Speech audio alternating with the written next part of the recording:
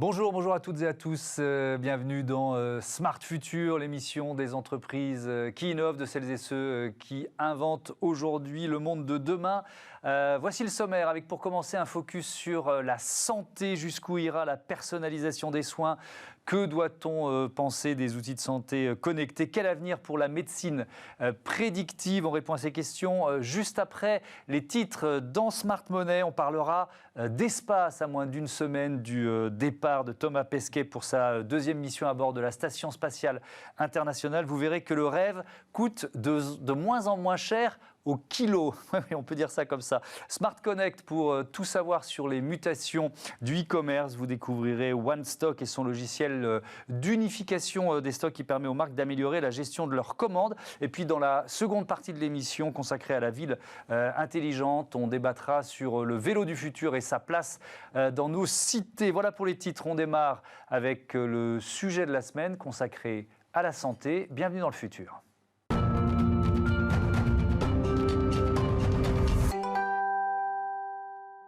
Et pour découvrir comment on se soignera dans 10 ou 20 ans, j'accueille le professeur Jean-Noël Albertini. Bonjour, bienvenue. Vous êtes président et cofondateur de Prédisurge. Et Karim Brixi, bonjour, fondateur de Ospinoff. Je commence avec vos innovations, vos métiers respectifs. Professeur Albertini, avec vous, on est dans la chirurgie cardiaque, notamment les ruptures d'anévrisme. Déjà, ça touche combien de patients chaque année? On parle de quoi?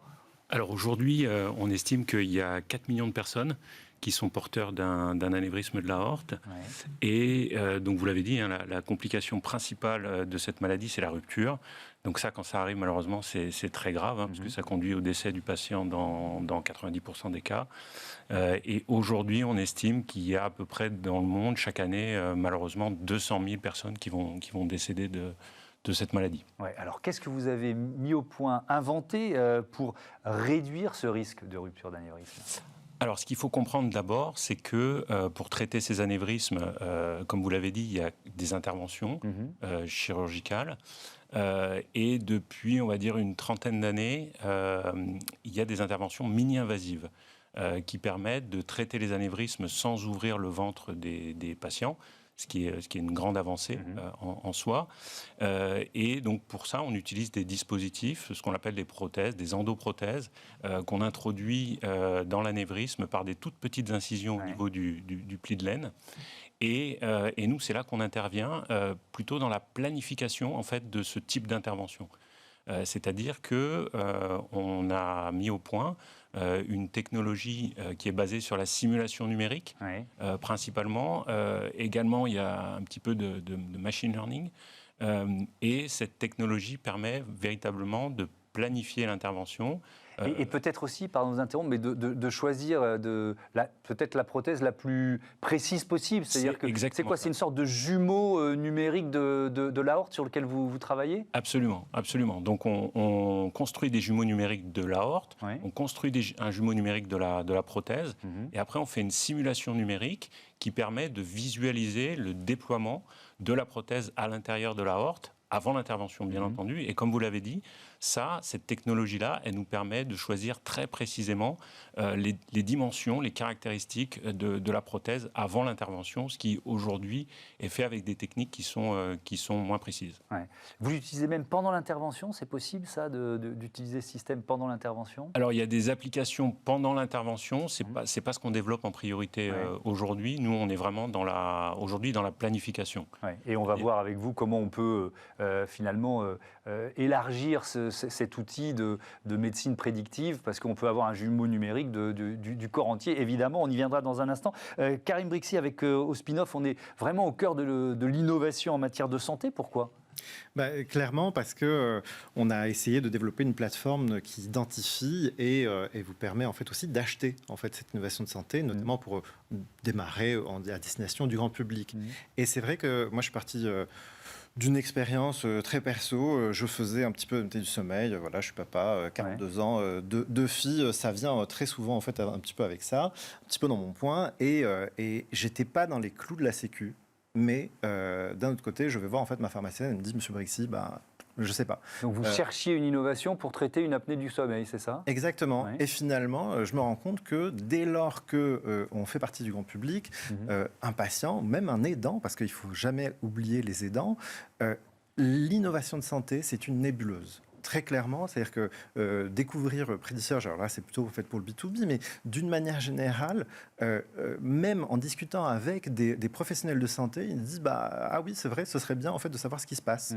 Et c'est là en fait qu'on s'est dit ok, allez, on va faire une plateforme qui regroupe un média et en même temps en fait une plateforme d'achat de manière très concrète parce que il faut faciliter. Nous c'est ça notre mission. Ouais. C'est vraiment démocratiser l'accès à l'innovation de santé. Et on peut donner un exemple d'ailleurs, je suis allé sur votre plateforme et vous parlez d'une entreprise qui utilise aussi des prothèses personnalisables, ça s'appelle Cure Bionics ou Bionics, oui. C'est quoi, en quoi c'est remarquable? Cure Bionics, c'est une super entreprise d'un jeune Tunisien qui a fait partie en fait des jeunesses promues par la Fondation Obama et qui développe des prothèses qui sont couplées à de la réalité virtuelle. Parce que l'acceptation justement de la prothèse se fait d'autant plus facilement par le biais de la réalité virtuelle. Mais des exemples comme ça, on en découvre. On a développé un algorithme qui nous aide parce que clairement, je l'ai fait au tout début, tout seul, dans mon coin. C'est très, très chronophage parce que, justement, une plateforme comme Spinov n'existe pas. Et du coup, cet algorithme nous a permis d'identifier, au fur et à mesure, énormément d'innovations comme ça et qui sont éparpillées un petit peu. Vraiment, cette image de cette nébuleuse, elle est malheureuse. Et donc, vous les mettez à disposition du grand public. Alors, professeur Albertini, on va au-delà de ce que vous faites l'un et l'autre, essayer de brasser un peu les grands thèmes de la médecine du futur. Donc, si je disais le jumeau numérique, ça c'est une vraie piste de progrès parce qu'on peut imaginer tous avoir notre jumeau numérique à terme et les médecins, pour les traitements ou pour des opérations, les utiliser. Oui, absolument. Alors aujourd'hui, c'est vrai qu'on fait des jumeaux. On ne fait pas un jumeau numérique général. On fait des jumeaux numériques de chaque organe. Et on fait de plus en plus d'organes. Alors nous, on fait des anévrismes de l'aorte. Il y a des collègues qui font des jumeaux numériques du cœur. Il y a des jumeaux numériques des anévrismes cérébraux. Il y a vraiment pour la chirurgie orthopédique aussi. Donc c'est vraiment des technologies. Mais d'ailleurs, comment ils sont faits? Ça démarre d'un... Pardon, je suis béotien, ça démarre d'un scanner. Ça démarre de... Comment on fait pour que mon cœur n'est pas le même que le vôtre comment ça se fait? Non, vous n'êtes pas béotien, parce que c'est exactement ça. Donc on part de l'imagerie médicale, essentiellement. Et effectivement, souvent le scanner, par exemple dans le cadre de l'aorte, c'est le scanner. Et en fait, pour faire un jumeau numérique de l'aorte, par exemple, il faut mettre des propriétés mécaniques. Parce que sinon, on a simplement une image qui est fixe, alors qui est celle qui est certes jolie, qui est tridimensionnelle, mais ça ne suffit pas pour avoir une bonne idée de comment ça va se passer pendant l'intervention. Donc nous, ce qu'on fait, c'est qu'en plus de ça, on met de la biomécanique. Donc on a un jumeau numérique qui se déforme. Et puis, on peut imaginer, par exemple, un jumeau numérique du cœur avec des valves cardiaques qui battent, ce genre de choses. Et alors, quelle est la part je continue d'ouvrir le spectre de l'intelligence artificielle dans ce que vous faites, et puis peut-être d'une manière générale dans l'avenir de la médecine? C'est vaste, hein? Oui, absolument. Alors évidemment, l'intelligence artificielle est appelée à jouer un rôle extrêmement important. Alors il faut toujours bien comprendre ce qu'on entend par intelligence artificielle. Nous, l'intelligence artificielle, on l'entend sous le terme de ce que je disais tout à l'heure, d'apprentissage. C'est-à-dire, c'est les technologies qui permettent, à partir d'un grand pool de données sur un organe ou sur une pathologie, de pouvoir reconnaître ce qu'on appelle des motifs, des patterns en anglais. Et puis, en nourrissant l'algorithme avec toutes ces données, on arrive à être prédictif. C'est-à-dire qu'on va entrer dans la machine, j'utilise mes mots à moi, des centaines de milliers, des millions d'opérations similaires, et donc elle va guider quand même, elle va aider au diagnostic, ou elle va vous réduire le risque d'erreur? Comment vous diriez ça? Oui, ça va aider au diagnostic. Alors Oui. aujourd'hui, ce qui se fait beaucoup en intelligence artificielle, c'est de l'analyse d'images. Oui. Donc aujourd'hui, il y a des algorithmes qui sont capables d'analyser des images médicales, des scanners, des mammographies, des échographies. Est-ce que c'est pas la disparition de la spécialité de radiologue, ça, à terme? Parce que l'œil de l'ordinateur il est beaucoup plus précis, notamment dans les nuances de gris, dans l'analyse d'une radio. Alors, nous, aujourd'hui, alors évidemment, c'est toujours la question qu'on pose, Ah oui. mais on va dire c'est toujours la question qu'on pose pour l'intelligence artificielle en général. C'est est-ce que les ordinateurs vont remplacer les êtres humains? Oui, on pourrait dire pour les journalistes, hein, il y a une machine à Los Angeles qui déclenche beaucoup plus vite que n'importe quel humain une alerte en cas de tremblement de terre. Hein, et ça donne une dépêche qui est diffusée dans tous les médias. Tout à fait. Aujourd'hui, je crois qu'en médecine, vraiment, ces technologies, que ce soit l'intelligence artificielle, la simulation numérique, sont vraiment des outils qui vont augmenter le médecin. C'est-à-dire qu'ils vont lui permettre de faire des meilleurs diagnostics, de mieux prévoir ce qui va se passer pendant l'intervention.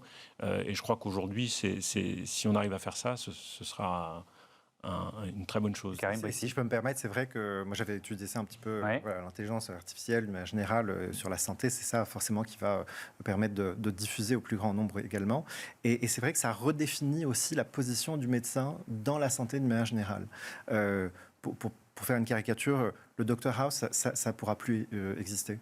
Il va y avoir en fait un aspect beaucoup plus humain à la profession, en fait, qui existe déjà, mais clairement, c'est-à-dire que cette nouvelle technologie reparamètre un petit peu la position du médecin dans le soin de manière générale. Pourquoi vous dites ça? Ça donne plus de place au patient lui-même? Je ne vois pas où vous voulez en venir exactement. En gros, c'est-à-dire que le médecin est en train de se réapproprier probablement un peu plus la recherche également. Ouais. Et ce soin, on a un vrai problème aussi de désert médical. Enfin, voilà. Et tous ces outils vont aider aussi en fait, à tout ça. C'est-à-dire que là, par exemple, on parlait en fait, de prédischarge un petit peu avant. Toute la partie de la customisation justement en fait, de la médecine. Et on va aller sur quelque chose de beaucoup plus spécialisé et au cas par cas. C'est ça en fait qui est intéressant. Ça, je trouve ça très intéressant. Effectivement, les traitements, la personnalisation des traitements, ça, Karim Brixi, c'est effectivement une piste d'innovation que vous voyez percer de plus en plus. Clairement. La personnalisation en fait, non seulement en fait du soin, du matériel. Ça, allez, on va dire, c'est un petit peu un shift civilisationnel de quelque chose qui est beaucoup plus oriental, qui est vers de la prévention. Mais on a aussi, oui, il faut le reconnaître, une américanisation d'une manière générale, même évidemment en fait de la santé, où on doit se prendre de plus en plus en main. Et pour le coup, on va chercher également des réponses à ces problèmes précis. Et on voit se multiplier des solutions qui vont de plus en plus vers une réponse à mon problème. Pas le problème général, non, mon problème bien spécifique. Vous parliez un petit peu tout à l'heure aussi alors il y avait un article en fait du New York Times qui disait un petit peu ce que vous disiez tout à l'heure. C'était rencontrer votre nouvel aide-soignant, votre maison. En fait. Parce qu'il va y avoir tout un... Alors, ça commence par exemple... Donc là, plus d'hospitalisation à domicile, c'est-à-dire que l'ambulatoire. Ouais. L'ambulatoire, en fait, on est clairement en fait, sur cette tendance-là. Et ça va aller de... Enfin, après, je parle évidemment sous contrôle, mais en tout cas, c'est ce qu'on on voit en fait comme tendance. Oui, effectivement, notamment pour certaines maladies chroniques qui pourront être de plus en plus prises en charge directement à domicile. Par exemple, les dialyses. Je crois que le pourcentage de dialyses réalisées à domicile va fortement augmenter dans les 10 prochaines années. Professeur Albertini, je voudrais revenir sur la personnalisation. Ça veut dire quoi? Ça veut dire qu'on pourra avoir un médicament sur mesure? On pourra tendre vers cette évolution-là, oui? Oui, absolument. Je crois qu'aujourd'hui, alors nous, dans nos interventions, on fait déjà des interventions personnalisées. C'est-à-dire qu'on fait des interventions avec des prothèses qui sont sur mesure. Ouais. C'est-à-dire des prothèses qu'on peut utiliser uniquement chez une personne en particulier. On ne peut pas l'utiliser chez une autre personne. Donc ça, c'est vraiment l'exemple parfait. Oui. Ça peut valoir pour un traitement aussi, pour des médicaments qu'on ingère. Probablement. Alors là, bon, moi, je ne suis pas un spécialiste des médicaments, mais je pense que c'est la tendance d'avoir ces outils qui permettent à la fois d'avoir des implants et des médicaments qui sont de plus en plus sophistiqués et de plus en plus adaptés aux cas particuliers, et aussi en même temps une analyse personnalisé, enfin un diagnostic personnalisé qui est de plus en plus sophistiqué. Ça veut dire que ça démarre d'une prise de sang, en fait, qui permet ensuite de donner quoi, la carte d'identité du patient et d'affiner le traitement ? C'est tous les examens, je pense. C'est la prise de sang, c'est l'imagerie, c'est aussi un certain nombre d'éléments cliniques. Alors là, vous parliez de l'intelligence artificielle. On voit aujourd'hui que il y a des algorithmes qui permettent de traiter tout un tas de renseignements cliniques et de fournir donc un profil particulier à la sortie, quoi. C'est-à-dire c'est-à-dire de dire l'association de ça sur la prise de sang, de tels signes cliniques et de tels signes d'imagerie, on sait qu'il va falloir faire ça comme type de traitement. C'est des choses qu'on imagine encore. C'est pas encore la réalité, mais c'est ce qui se profile à l'horizon. Alors on va continuer de parler d'innovation en matière de santé avec la chronique d'Olivia Hierret-Daubré. Tout de suite, on va parler d'objets connectés.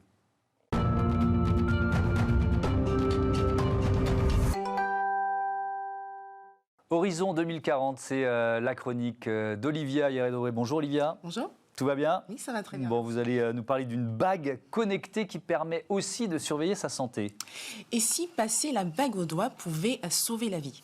Mais attention, pas n'importe quelle bague. Celle-ci est intelligente et surveille l'activité de son porteur de jour comme de nuit. Son nom, Circular. Elle a été créée par une start-up française. Elle pèse 4 grammes et intègre des capteurs qui, connectés à une appli, analysent les signes vitaux. Comme dit l'adage, mieux vaut prévenir que guérir. Un capteur à infrarouge interne mesure la fréquence cardiaque en temps réel et en continu. Objectif, réduire les risques d'accidents cardiovasculaires. Circular contient un processeur qui envoie les données par Bluetooth à l'application mobile pour analyse. Selon ses concepteurs, des comparaisons avec des résultats cliniques ont été réalisées. Les valeurs données par Circular varient de 2% avec les valeurs réalisées en clinique sur le même type d'analyse cardiaque. Et alors cette bague, elle fait également office de tracker, de traceur sportif, c'est ça ? Oui, toujours grâce à ces capteurs. Elle reconnaît automatiquement l'activité que l'on fait.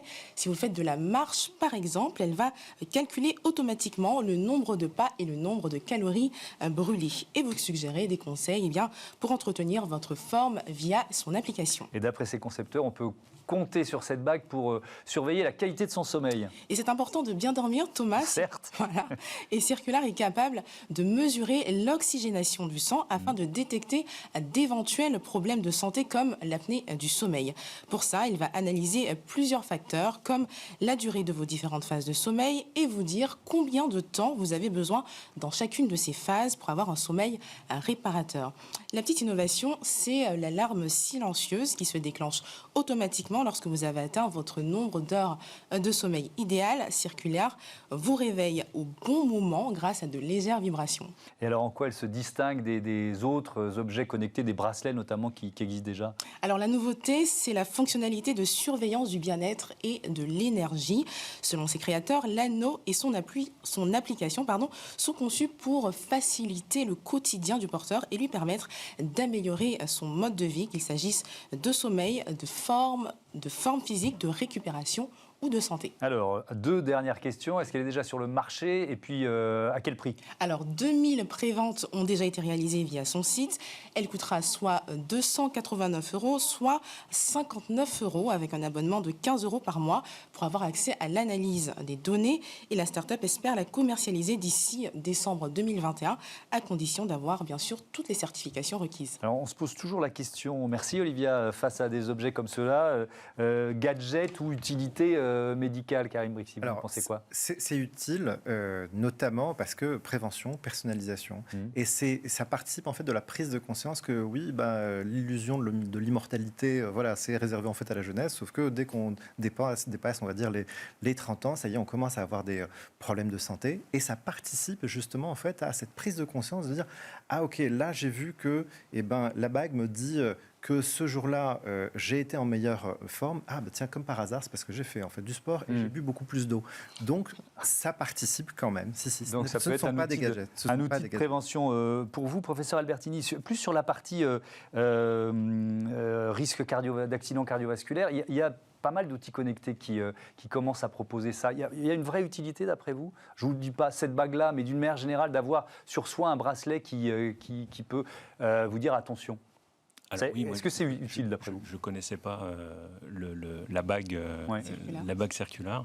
C'est très impressionnant. Et évidemment, c'est très utile parce qu'il y a un des éléments, notamment en pathologie cardiovasculaire d'urgence, qui est le délai de prise en charge. Et on est confronté tous les jours à des patients qui viennent, qui ne sont pas venus tout de suite parce qu'ils n'ont pas fait attention. Le cas typique, par exemple, c'est l'accident vasculaire cérébral. C'est-à-dire qu'une personne, il va avoir des petits signes d'accident vasculaire cérébral, la main qui a du mal à bouger ou il a du mal à parler. Mais en fait, il ne s'en rend pas compte, il ne fait pas attention, et puis il va faire une grosse paralysie. Et si on imagine qu'il y a un capteur qui dit attention, vous êtes en train de faire un pré-accident vasculaire cérébral, et qu'on prévient tout de suite l'hôpital, vous imaginez le nombre de gens qu'on va sauver. Enfin, le potentiel est vraiment énorme. Ouais, et avec des séquelles aussi qui seront beaucoup moins importantes quand la prise en charge est plus rapide. Merci beaucoup, merci à tous les deux d'avoir participé à ce débat. Merci Olivia, à très vite. Allez, on parle d'argent maintenant dans Smart Future. On s'envole dans l'espace vers l'infini et au-delà. Retrouvez Smart Money au cœur de Smart Future avec eToro, leader mondial des plateformes de trading social.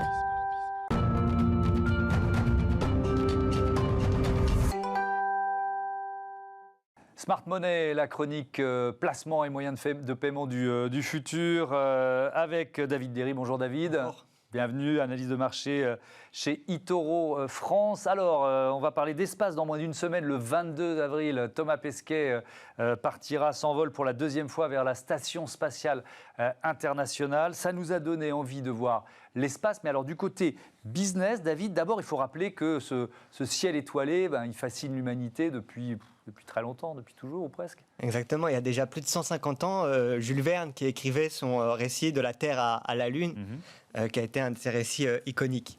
Mais à cette époque-là, c'était vraiment du domaine de la science-fiction et c'était loin d'être encore une réalité. Et puis on a constaté qu'avec le progrès technologique, mais aussi l'arrivée des milliardaires, c'est devenu un écosystème, une industrie qui est en train de devenir de plus en plus réelle. Et on est vraiment en train de coloniser l'espace et de voyager dans l'espace. Donc on a aussi constaté, grâce à la privatisation et à l'arrivée des milliardaires, une grosse réduction des coûts, ce qui nous permet aujourd'hui de multiplier les vols d'essai, que ce soit vers la Lune ou plus loin. Et donc par exemple, pour vous donner une ordre d'idée, en 1980, il fallait un peu plus de 38 000 $ pour pouvoir envoyer une livre dans l'espace, donc l'équivalent à peu près de 500 grammes. 500 grammes, oui. Et aujourd'hui, en 2020, donc c'était 430 $. Donc on voit quand même que les coûts ont été réduits drastiquement. Oui, c'est pour ça que je disais en titre que le rêve coûte de moins en moins cher au kilo. C'est pas très, c'est prosaïque, mais c'est la réalité. Alors, qui sont justement, il y a des acteurs privés, ce que vous nous disiez. C'est quoi d'abord la taille du marché, peut-être, pour commencer? En 2019, le marché représentait une taille totale de 300 milliards de dollars et il est estimé, d'après la Chambre de commerce américaine, il est estimé à atteindre plus de 1500 milliards de dollars d'ici à 2040. Donc, on voit quand même que c'est un marché assez colossal. Donc, on a des acteurs publics qui sont des agences spatiales comme la NASA, mais on a aussi de plus en plus d'acteurs d'acteurs privés. Donc quand on parle d'acteurs privés, les deux premiers qui nous viennent en tête, c'est bien évidemment SpaceX, l'entreprise de Elon Musk, avec ses produits iconiques comme le Starship ou comme le lanceur Falcon 9. Et la deuxième grande entreprise qui nous vient en tête, c'est Blue Origin, l'entreprise de Jeff Bezos avec sa fusée New Shepard. Malheureusement, ces deux entreprises, pour le moment, ne sont pas encore cotées en bourse. Donc pour les investisseurs qui le souhaitent, il y a quand même certaines entreprises dans lesquelles ils peuvent investir. Alors, il y a des entreprises cotées en bourse qui sont dans le domaine spatial. Lesquelles? Alors, la plus connue de toutes, c'est Virgin Galactic, qui est celle à laquelle on pense quand on parle de spatial et qui est spécialisée, elle, dans le tourisme spatial. Mais on a aussi d'autres acteurs plus classiques. Donc, par exemple, aux États-Unis, on a Boeing, on a la société Lockheed Martin qui travaille justement aux engins spatiaux et sur ces technologies. En France, on a bien évidemment Airbus. Et puis ensuite, on a les géants du web qui sont présents dans beaucoup de domaines et qui sont aussi présents dans le domaine spatial, notamment avec l'envoi de satellites. Donc là, on pense notamment à Amazon ou à Microsoft.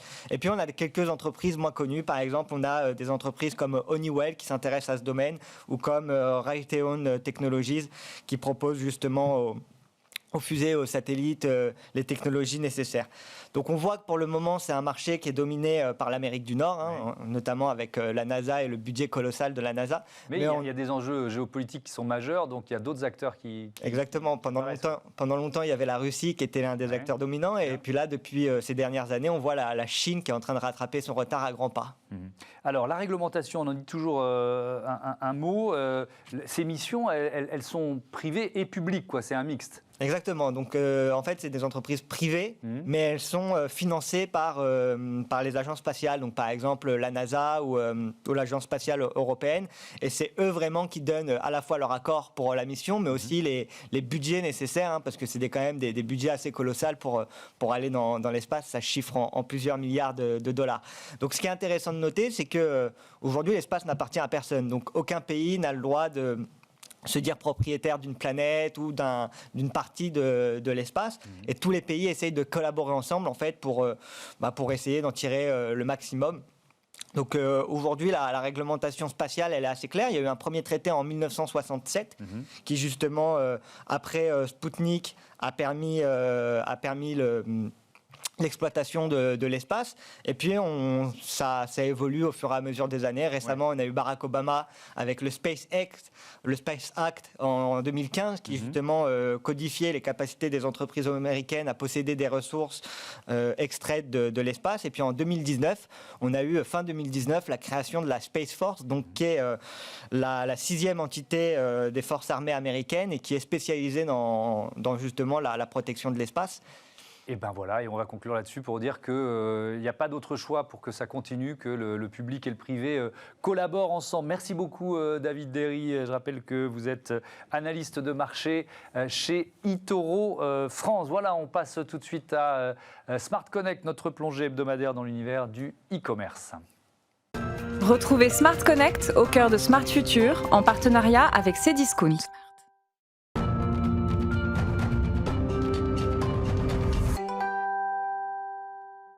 Smart Connect avec Romulus Grigoras, le fondateur de OneStock.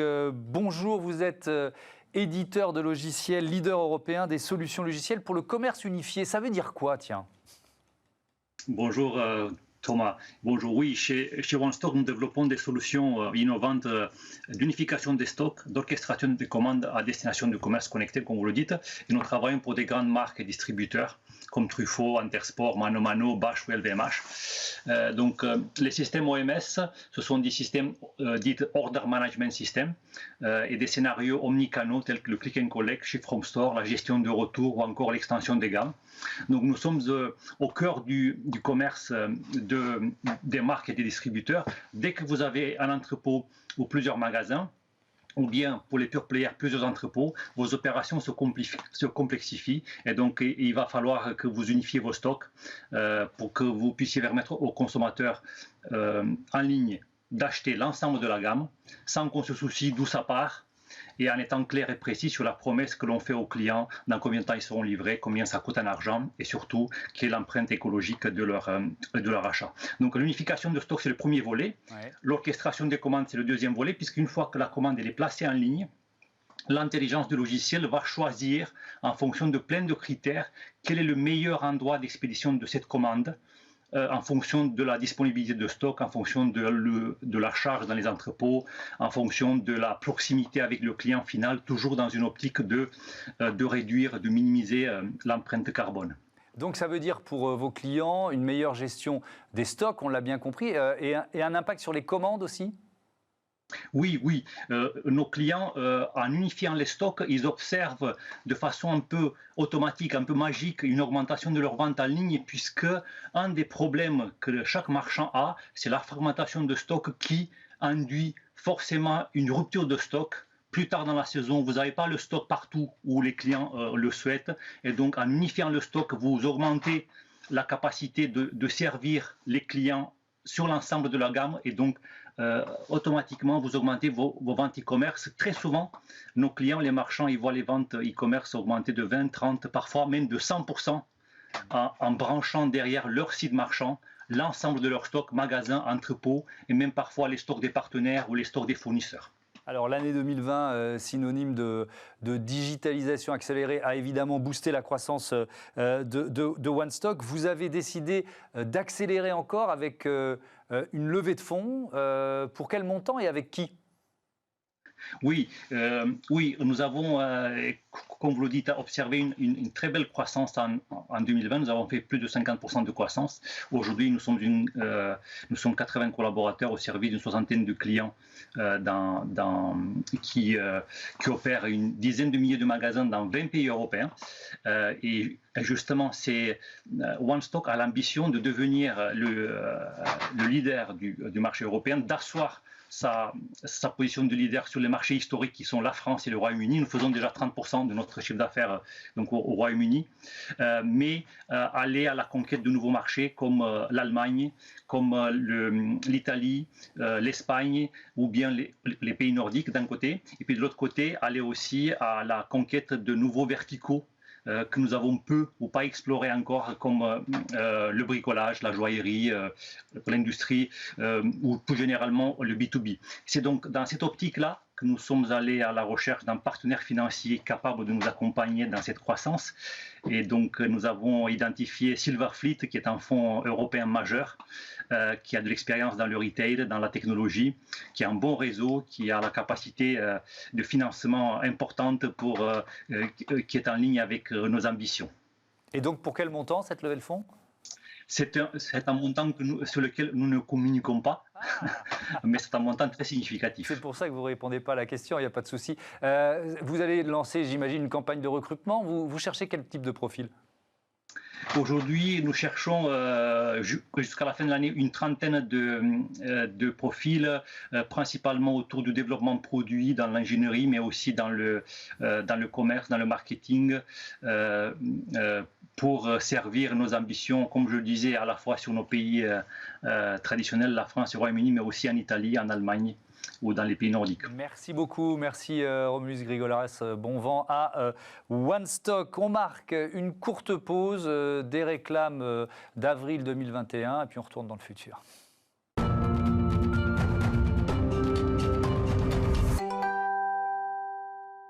De retour sur le plateau de Smart Future, l'émission des entreprises qui innovent. Dans cette seconde partie, on va découvrir ensemble Neptech et son nouveau mode de transport maritime des catamarans à propulsion électrique pouvant transporter jusqu'à 150 passagers et 20 tonnes de marchandises. Et puis, dans Smart City, notre page consacrée à la ville intelligente, on parle tout de suite des vélos du futur et des solutions pour partager l'espace urbain.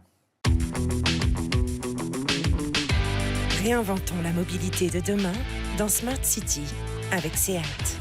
Le vélo du futur et sa place dans nos villes, c'est donc le thème de notre débat avec Olivier Schneider, qui est président de la Fédération française des usagers de la bicyclette, avec nous en visioconférence. Bonjour, vous m'entendez bien ? Bonjour.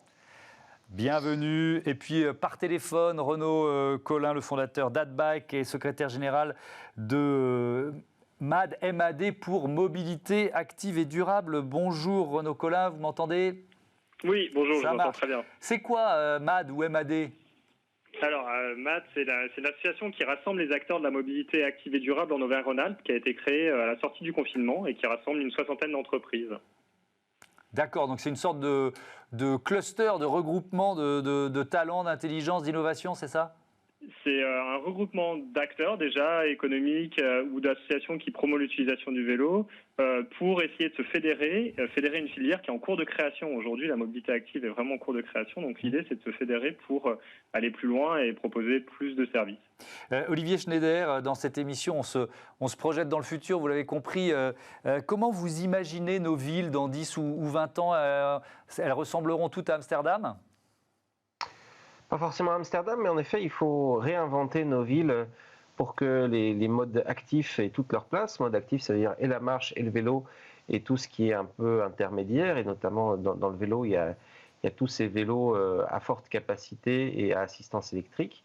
Et donc, en effet, il faut réduire notre empreinte et aussi améliorer les conditions de vie, à la fois des villes plus vivables, mais aussi des villes où on a davantage d'activité physique, parce que la sédentarité est un des grands mots du 21e siècle. Donc, je ne pense pas que ce soit des copies conformes d'Amsterdam. Il y a comme l'a dit Renaud, il y a une excellence française à développer pour à la fois des infrastructures, mais aussi des véhicules innovants qui permettent avec très peu d'énergie de se déplacer dans des périmètres tout à fait pertinents sur les usages quotidiens. Oui, mais si je cite Amsterdam, c'est parce que je pense à la culture du vélo. Est-ce que vous diriez que la culture du vélo, avec l'année Covid, je ne sais pas, on a gagné 5 ou 10 ans en France ? C'est vrai que quand on parle de culture vélo, on imagine que les Pays-Bas ont toujours eu ça. En fait, ça a été une décision politique d'aller vers le vélo à la moitié des années 70. Ils n'avaient pas plus de culture vélo que nous dans les années 50 ou 60. Et en effet, en France, l'année 2020 a contribué à ce que nos concitoyens comprennent que le vélo a son domaine de pertinence. Et en effet, ça a légitimé le vélo dans le débat public, ça a légitimé le vélo, en plus de continuer d'être un sport et un loisir, d'être aussi un moyen de déplacement. Et en effet, alors je ne parlerai peut-être pas de culture vélo, parce que je pense que c'est abusif. On n'a pas de culture des aspirateurs, on passe quand même tous les aspirateurs. Mais néanmoins, une prise de conscience sur le fait qu'on peut faire des déplacements courts et moyens à vélo ou à vélo assistance électrique ou à vélo cargo et autres, ça en effet c'est quelque chose sur lequel dans l'imaginaire populaire, ce qui s'est collectif, ce qui s'est passé en 2020 nous a fait gagner en effet 5 ou 10 ans. Renaud Collin, si on parle de l'objet du vélo lui-même, le vélo du futur, vous l'imaginez comment ? Alors moi, effectivement, je l'imagine plutôt qui répond à des usages en fait, qui va répondre aux usages de nos besoins du quotidien. Donc, je pense déplacer des charges, ça peut être aussi pour devenir des points de vente. On commence à en voir fleurir des gens qui vont proposer du café à partir de leur vélo ou des glaciers sur leur vélo. Mais pour moi, il est vraiment utilitaire pour répondre à nos besoins du quotidien. Et donc, la partie transport de charge est la partie la plus importante pour moi. Alors, c'est ce que vous faites notamment chez Adbike. Je pense qu'on va avoir des images de ces... C'est quoi ? Ce sont des vélos cargo, vous appelez ça comme ça ? Exactement, c'est des vélos cargo. Donc, la vélo cargo, ça regroupe plein de typologies de vélos. Donc, Adbike, on a 2 types de typologies. Des choses qui viennent se rajouter sur le vélo d'un particulier ou d'un professionnel. Donc, des choses qui viennent s'ajouter sur un vélo. Ou alors, c'est les vélos en eux-mêmes qui ont des capacités de charge qui peuvent être devant, au milieu ou derrière. Et des fois, les vélos ont 2 roues, 3 roues ou 4 roues. Donc, ça regroupe plein de choses, le monde du vélo cargo. Et Adbike propose plusieurs produits dans le monde du vélo cargo. Ça veut dire qu'ils sont forcément électriques, vos vélos, pour supporter comme ça, d'avoir une charge supplémentaire ? Alors, historiquement, ils n'étaient pas historiques, ils n'étaient pas électriques du tout. Le vélo cargo, c'est quand même quelque chose qui existait dans les années 50, qui était très utilisé, qui a été un peu oublié. Il était musculaire à l'époque, et c'est vrai qu'aujourd'hui, il se développe plutôt grâce au vélo à assistance électrique, puisque ça nous permet de transporter plus de charges sur des distances plus longues. Et donc, effectivement, l'assistance électrique aide à son développement, mais ça peut fonctionner sans. Et alors, là, ça ouvre la question des batteries, on va en parler ensemble. Quel type de batterie vous utilisez, vous, chez Adbike, par exemple ? Aujourd'hui, on utilise des batteries de vélo à assistance électrique, donc d'une puissance de 500 à 600 ampères-heure. Donc, c'est des batteries assez grosses, assez puissantes, justement, pour pouvoir transporter de la charge sur des longues distances. Ouais. Olivier Schneider, la question de la fabrication des batteries, évidemment, c'est un enjeu. Alors, c'est un enjeu pas seulement pour le vélo, hein, c'est un enjeu d'avenir pour l'électrification de nos villes, mais il est quand même majeur cet enjeu-là pour remplir le cahier des charges, en quelque sorte, en matière de défense de l'environnement.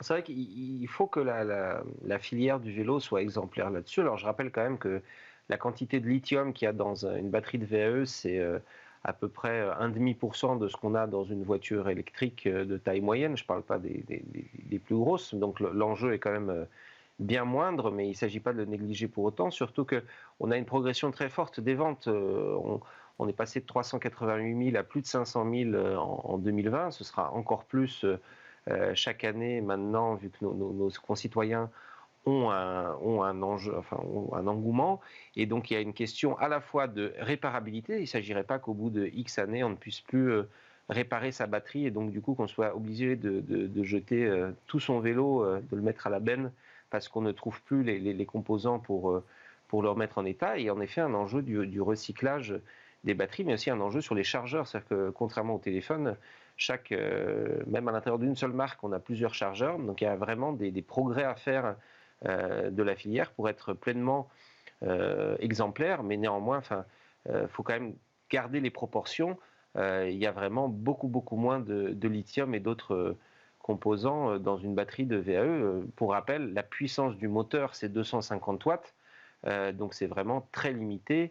Et en plus, ce sont des vélos à assistance électrique, ce qui veut dire qu'on est obligé de pédaler, donc la moitié de l'énergie provient du pédalage humain. Donc l'enjeu à la fois en termes d'énergie, sur l'origine de l'énergie, donc nucléaire en France, et sur le recyclage des batteries, il est moindre, mais ce n'est pas pour autant qu'il ne faut pas y répondre. Oui, c'est sûr que si on compare ça à un SUV en poids et en énergie, c'est pas du tout la même histoire. Renaud Collin, votre regroupement d'entreprises là dans la région lyonnaise sur ces nouvelles mobilités, MAD, compte parmi ses membres Doctibike. C'est une start-up qui justement travaille sur cet enjeu des batteries électriques, c'est ça ? Exactement, donc donc ils reconditionnent et ils proposent des batteries spécifiques pour les fabricants de vélos, et en même temps, donc en développant ce business-là, ils travaillent en parallèle sur justement le développement de batteries qui vont être facilement réparables et avec des matériaux de plus en plus environnementaux, on va dire. Donc le fait du développement de la filière va permettre d'aller vers des choses qui vont respecter de mieux en mieux l'environnement, et donc Doctibike contribue en plein dans ce développement-là. J'ouvre une petite parenthèse d'actualité avec vous, Olivier Schneider, sur la loi climat et résilience qui parle pas du tout, alors quasiment pas, je suis même pas sûr que le mot vélo y soit pour l'instant, ou peut-être une ou deux fois, presque par hasard. D'abord, comment vous l'analysez ça, et puis ensuite, qu'est-ce que vous proposez pour justement promouvoir la place du vélo en ville à l'occasion de cette loi ? Alors, il y a une semaine, j'aurais été en accord avec vous. Entre-temps, le texte a été examiné en séance publique, donc un certain nombre d'amendements ont été, y compris proposés par le gouvernement, ont été rajoutés dans le texte. Mais c'est vrai que dans le projet de loi initial, il y avait une seule fois mot bicyclette à l'article 13, et c'était justement sur la disponibilité des pièces détachées pendant 5 ans. Donc les vélos étaient entre les articles de bricolage et de jardinage, vu que c'était l'objet de cet article 13 qui élargissait la loi sur l'économie circulaire. Et donc la FUB avait toute une série de propositions pour augmenter les financements pour créer des pistes cyclables, pour systématiser le forfait mobilité durable qui incite les salariés à considérer le vélo comme une alternative à la voiture et au transport en commun, mais également quand on met au rebut un véhicule, d'avoir une prime à la conversion, tout simplement d'avoir le choix, soit de prendre une voiture moins polluante, soit de prendre un vélo à haute valeur ajoutée comme un vélo mobile, comme un vélo cargo, comme un vélo assistance électrique. Et également, il y avait un enjeu sur l'apprentissage du vélo qui est aujourd'hui sur le papier. C'est-à-dire que les enfants sont censés apprendre à faire du vélo à l'école, mais aujourd'hui, le programme touche moins de 10% des élèves, malgré la promesse qui avait été faite.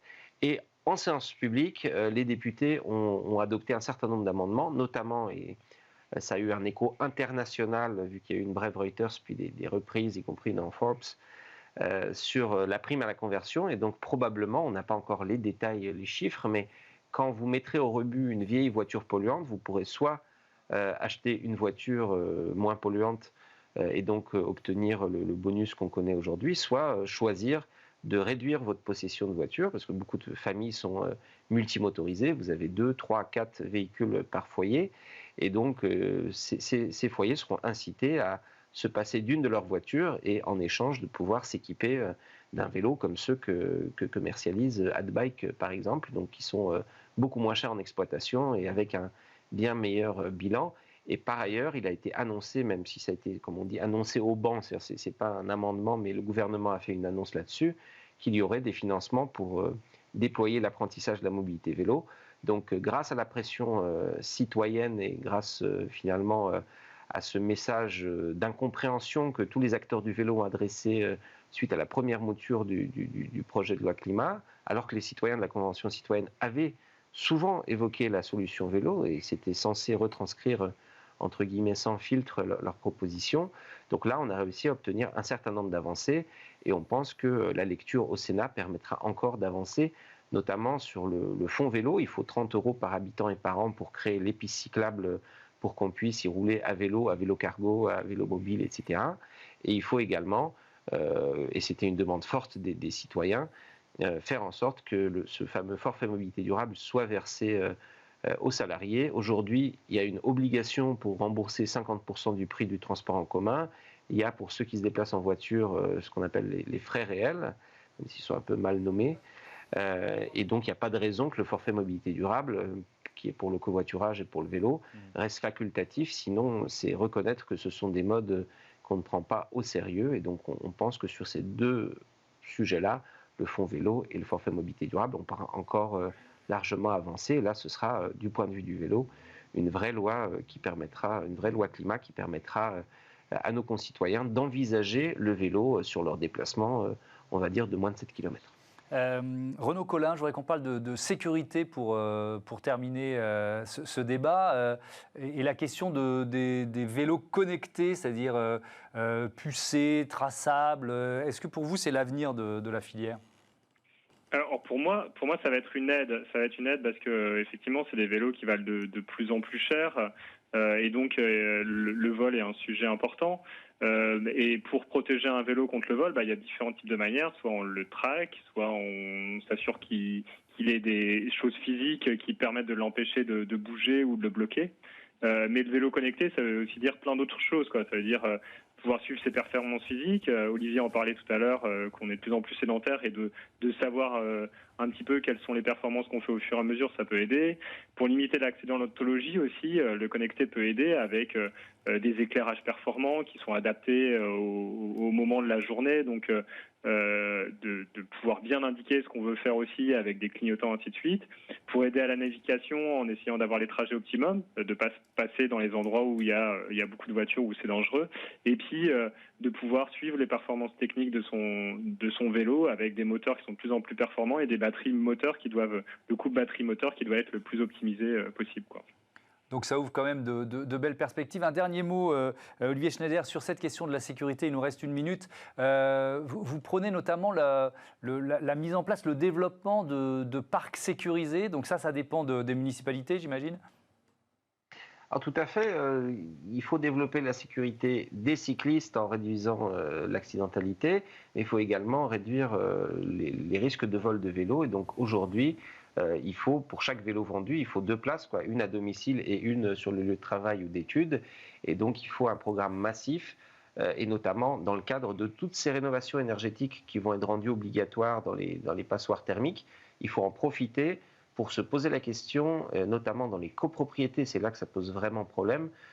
Si on fait une rénovation énergétique, est-ce qu'il ne faut pas aussi profiter de ces travaux pour trouver une place pour garer les bicyclettes et pour que nos concitoyens puissent vraiment les utiliser au quotidien sans avoir peur de ne pas la retrouver le matin au moment d'aller au travail. Et ben voilà, merci beaucoup, merci à tous les deux. On descend de nos vélos et pour traverser la ville, on utilise un catamaran électrique.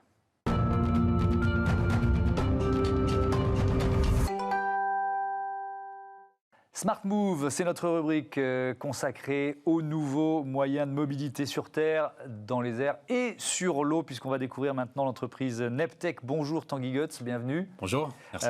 Vous êtes le président cofondateur de Neptech. Alors on est sur l'eau, pourquoi? Avec des catamarans électriques, c'est ça? Effectivement, chez Neptech, on conçoit des navires de transport, donc transport de passagers et de marchandises, qui sont des navires zéro émission, performants et intelligents. Ce sont des navires de 12 à 24 mètres qui peuvent embarquer jusqu'à 150 passagers. Alors, quelles sont les caractéristiques techniques de vos bateaux? Il y a la propulsion, il y a l'hydrodynamie aussi, ça c'est un élément important. Tout à fait. Le point de départ des développements R&D, ça a été la propulsion. Donc, propulsion qu'on a voulu zéro émission pour être en ligne avec les objectifs de transition énergétique et de réduction d'émissions de CO2. Donc, on a écarté la propulsion diesel, on s'est concentré sur la propulsion électrique, à batterie ou à hydrogène. Batterie, ça marche très bien pour des navires faible vitesse et courte distance. Dès qu'on va au-delà, l'hydrogène, c'est la seule option possible pour faire du zéro émission. Mais il y a un enjeu majeur qui est la masse du système de propulsion hydrogène. Parce que la performance égale, un système à propulsion hydrogène, c'est 3 à 4 fois plus lourd qu'un système à propulsion diesel. Alors là, comme vous l'imaginez, une masse additionnelle sur un navire, ça induit une consommation énergétique plus importante. Donc, et donc on gagne d'un côté, on le perd de l'autre. Effectivement. Et donc, le cœur d'innovation de Neptech, c'est de travailler sur la réduction de la consommation énergétique du navire en développant différentes briques technologiques sur la partie hydrodynamique. Vous venez de remporter le challenge mobilité de Techinov, convention d'affaires qui est dédiée à l'innovation dans l'industrie. C'est quoi votre marché? Qu'est-ce que vous ciblez? Je disais, on était juste avant dans le transport à vélo. Je disais, on pose le vélo et on utilise un catamaran en ville. C'est votre marché, ça? C'est les centres-villes urbains, c'est les bus maritimes, les bus sur les applications fluviales, sur les lacs également. Comme je vous l'ai dit, on va jusqu'à 150 passagers, donc c'est à peu près la taille d'un très grand bus. Et on fait de la liaison pour aller sur les îles, pour desservir différents quartiers dans les villes côtières ou le long d'un fleuve. Vous en êtes où de la phase de développement de ces catamarans? Alors on a bien avancé au cours de la dernière année. Donc on a conçu un démonstrateur numérique sur lequel on a pu créer un banc d'essai numérique qui nous a permis de valider les différentes briques technologiques et de pouvoir estimer qu'on va avoir des gains de l'ordre de 35% de consommation énergétique en moins, ce qui est considérable dans ce secteur.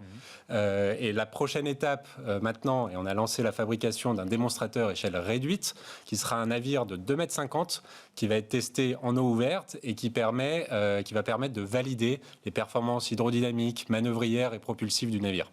Donc ça, c'est pour dans quelques semaines, c'est ça? Ça, c'est prévu pour début juin 2021. Et il y a une autre étape qui est tout aussi importante, c'est une étape financière à la rentrée prochaine, au mois de septembre. Tout à fait, c'est l'objectif, c'est notre levée de fonds d'amorçage. On a quelques contacts avec différents investisseurs pour pouvoir accélérer sur la partie R&D, lancer également les tests en bassin réel, cette fois-ci, de notre démonstrateur échelle réduite, et pour lancer la phase un peu plus grande échelle de commercialisation de nos navires. Alors, si on se projette un peu dans l'avenir, pour la partie passager, vous pourriez remplacer les bateaux-mouches sur la Seine ou c'est encore un marché un peu différent? Alors, les bateaux-mouches, on est sur des navires qui sont vraiment très très grands, mais il y a des applications sur la Seine, notamment dans le cadre des JO qui arrivent 2024. Il y a eu tout récemment un appel à innovation piloté par France Mobilité, sur lequel on s'est positionné avec des partenaires pour assurer la mobilité pendant les JO, mais également au-delà, donc c'est-à-dire créer des lignes de transport réguliers de passagers, de Parisiens, mais également de touristes sur la Seine. Et alors sur la partie fret, c'est combien de tonnes de fret possible? Jusqu'à 20 tonnes. Alors 20 tonnes, ça semble beaucoup, mais en même temps, si on compare à une péniche, par exemple, la péniche la plus basique, c'est la Fraissinet, c'est ça? Ça fait 300 tonnes à peu près en moyenne. Donc, Alors on n'est pas tout à fait sur le même usage, on est sur de la livraison de l'avant-dernier kilomètre. C'est-à-dire que nos navires permettent de faire le lien entre les centres logistiques périphériques et les centres-villes urbains pour un déchargement en fait, à quai du navire et une livraison du dernier kilomètre en mode doux, type vélo cargo. Je reviens à la question de la propulsion. Je fais un peu les choses dans le désordre, mais je réfléchissais en même temps à ce que vous me disiez. Parce que la complication, c'est que vous travaillez sur deux modèles parallèles, en quelque sorte. Donc, comment c'est possible de certifier un navire avec deux options de propulsion totalement différentes? Vous voulez dire transport de passagers, transport de marchandises sur électrique ou hydrogène. Alors, quand on parle le même type de bateau à la fin. Alors, quand on parle de propulsion hydrogène, c'est une propulsion électrique en fait. Oui, c'est vrai. Donc, quand on parle de propulsion hydrogène, c'est en fait un système hybride qui intègre une pile à combustible hydrogène et un système batterie, qui sont des batteries tampons, qui vont alimenter les moteurs électriques. Donc, globalement, on va retrouver la même architecture et la même motorisation, les mêmes moteurs, mais par contre, la source d'énergie va être différente. Dans une version 100% batterie, c'est évidemment uniquement les batteries. Dans une version hydrogène, la pile à combustible va venir recharger ces batteries. Donc on a beaucoup d'éléments qui sont en commun et on reste sur bien le secteur du zéro émission. Et ça ne vous oblige pas à prévoir 2 prototypes totalement différents. Si non, tout à fait. Eh ben, parfait. Merci beaucoup. Merci Merci à vous. Bon vent au catamaran Neptech. Voilà, c'est la fin de cette émission. Merci à Olivia Hieré-Dobré qui l'a préparé à mes côtés, tout comme les Smart Impact de la semaine. Merci à toutes les équipes techniques de Bismart. On se donne rendez-vous la semaine prochaine pour un nouveau Smart Future et puis ce lundi pour Smart Impact, l'émission de la responsabilité sociale, sociétale et environnementale des entreprises. Salut à toutes et à tous. Vous pouvez revenir en avril 2021.